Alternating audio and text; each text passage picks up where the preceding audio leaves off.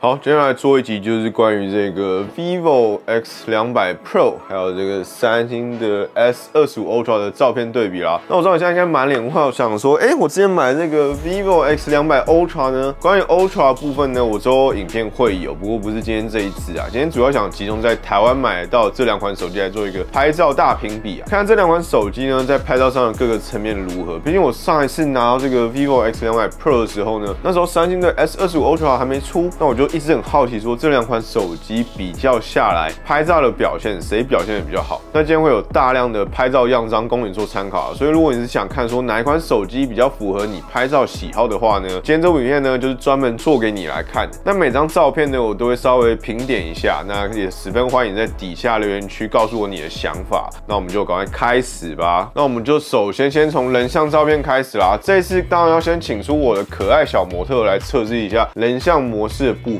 那首先來一組有點逆光的臭臉人像的感覺。這張照片呢，我是直接直衝最核心的部分，也就是人像的邊緣運算的部分。因為我在這邊呢，它的計算非常的精準，即使是很混亂的頭髮，它也是把每一根髮絲處呢都處理得蠻好的。那此外 ，vivo 在這邊呢，感覺有特別提高人臉的亮度啊，整體來講看起來算是更水亮一點。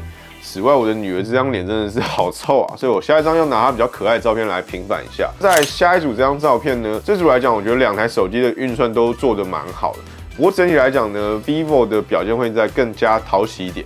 那不確定是我女兒剛好面部表情比較好一些呢，還是因為她的臉部的膚色處理真的不錯的關係。那此外，這邊我必須提及一下。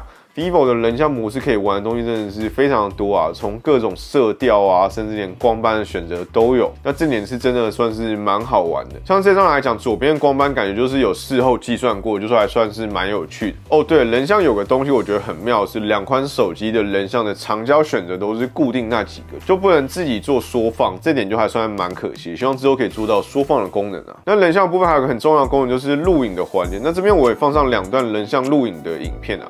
兩台手機呢都是選擇 4K 30 FPS 的人像錄影，然後場景我稍微挑了有一點點逆光的場景啊，所以你可以看一下說這種背光的場景之下呢，兩款手機的狀況如何。那這邊我也很想知道說你覺得哪一款手機的表現比較好？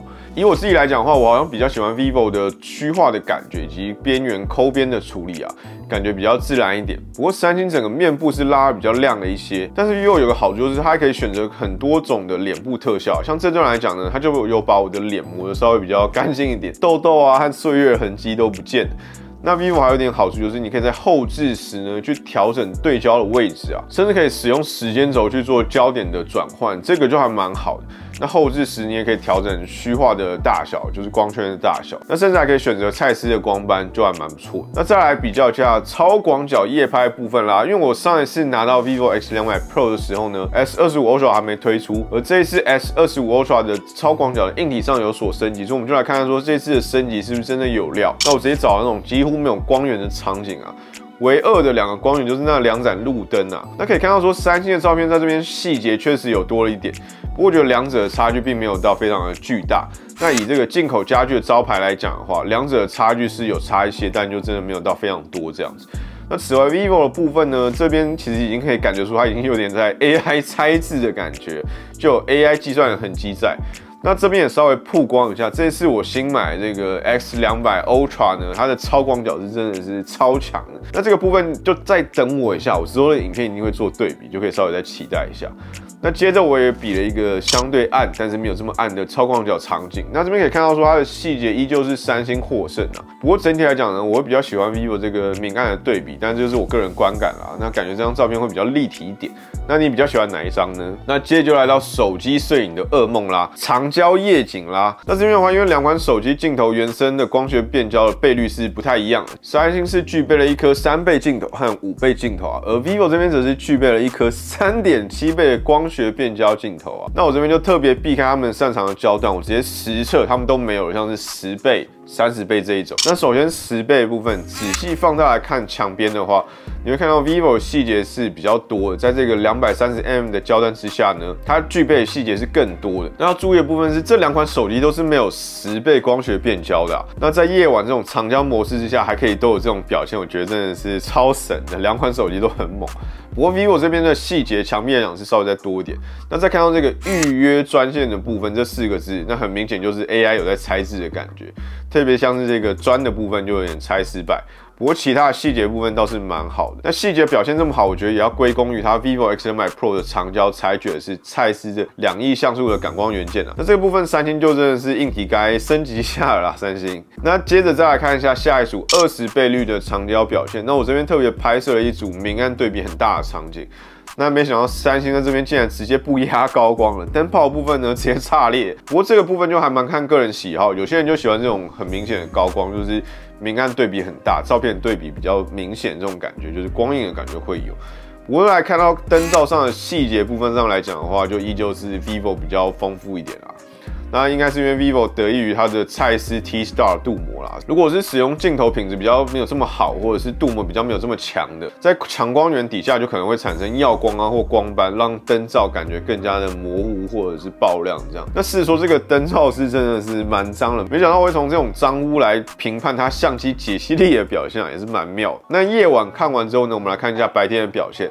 我覺得白天的情況，兩者差距就沒有這麼大，算是細節都很好。基本上以這組10倍的照片來講，我就算是蠻平手。那你們覺得這組樣張是哪一個表現是比較好？為什麼？然後再來下一組長焦，我們再來一張10倍的日拍表現。那這邊我直接放大到右邊這個靜止右轉的標誌這裡，可以看到說 vivo 呢，雖然說有點塗抹的痕跡在，不過整體來講暗部的噪點算是處理的蠻好。那再往樹叢的方向看，樹葉的細節豐富度也算是蠻不錯的。那再來一張30倍的101啊。這邊可以明顯感覺到 vivo 對於這種線條的建築物的表現真的蠻不錯，我覺得清晰也不少啊。那這邊還是必須強調，這2款手機呢都是沒有10倍光學變焦的 ，vivo X200 Pro 甚至只有一顆3.7倍的光學變焦啊。不過雖然 vivo 的長焦只有3.7倍，不過它靠着 AI 和2億像素的硬底子啊，能有這種表現真的是蠻強的。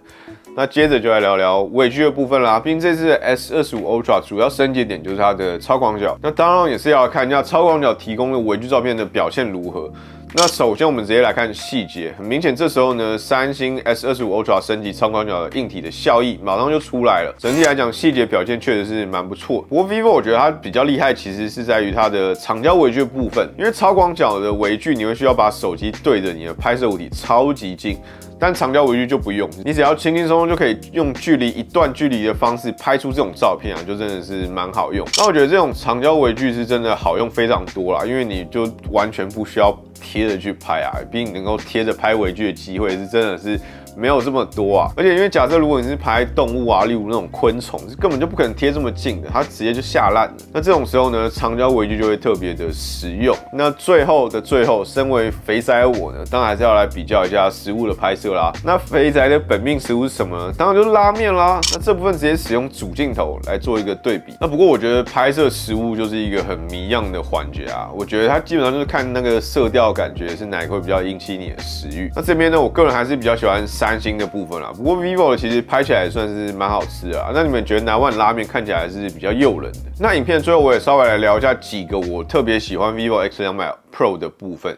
那首先就是這個6000毫安時的超大容量電池啊，6000这個數字是真的很猛啊，而且這個使用的還是最新的半固態電池啊，也因為這個新技術呢，整體的重量控制的還算是蠻不錯的，223克啊，算是控制的很好，比我的體重控制還要成功啊。那此外 vivo X200 Pro 還具備90瓦的極速閃充，那續航力部分用起來是真的算是非常的舒服啊。那熒幕部分採取的是6.78寸的全等身微視曲的 AMOLED 熒幕啊，局部峰值亮度最高可達4500 nits 啊，而且還具備了眼睛敏感人最需要的2160赫茲的 PWM 高頻調光啊，是真的非常的貼心啊，也是目前手機市場上少數的規格啊。那最後最重要的是 vivo X200 Pro 呢，在台灣有上市啊，輕鬆就可以買到，然後還有保固，而且最重要的是 vivo X200 Pro 呢，它搭載的是國際版的 Fun Touch OS 啊，可以輕鬆的順利的呼叫 Gemini 啊，就非常惬意，就可以使用 Circle to Search 啊，或者直接叫它來幫你做一些事情啊。那這一點呢，我在體驗過陸版的 vivo X200 Ultra 之後呢，是真的是超級懷念。而且陸版也是沒辦法使用快速分享，但國際版就完全暢通無阻啊。也使用過陸版之後呢，我覺得這是一個非常需要珍惜的一點啊，沒事真的不要隨便去買陸版的，有太多東西是需要調整和適應的。陸版的優點真的是非常的少，而且使用起來是真的非常麻煩。這個我之後應該還會再拍部影片來說啊，所以如果你有興趣的話，你可以在底下敲碗一下，我會盡量趕快去拍攝這樣。好了，差不多就是今天的影片啦，就是來評測一下這個 vivo X200 Pro 還有這個三星的 S25 Ultra 的拍照對比。那影片的最後我也稍微講一下我對於這個國際版的 vivo X200 Pro 的使用心得，就希望對各位有點用處啦。那總體來講，我覺得 vivo X200 Pro 真的是非常好玩，特別是對手機攝影注入了一股新的潮流啊。是真的很不錯。那如果你是喜歡拍照的話，就千萬不要錯過啦。那至於三星的部分來講的話，我就只能等下一代的 S26 系列啊，看看有沒有一個硬體的大改造。好啦，那如果你喜歡這部影片的話，記得幫我點個喜歡，也記得熱推一下這部影片啊。那最後也記得訂閱一下我的頻道。那我們就下一部影片再見啦，悄悄，拜拜。